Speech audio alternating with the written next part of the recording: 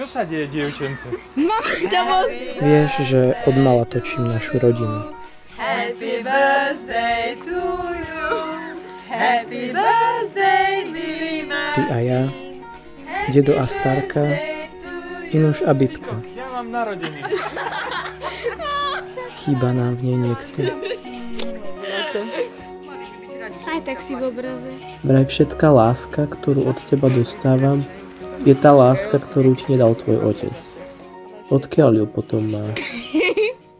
Či som spravil veci správne, tak jak ich robia otcovia. Lebo ja som to nemal od koho vidieť, že teda to správanie otec-syn, lebo ja som to nezažil, keď sa naši teda rozviedli a s otcom som bol minimálne v kontakte.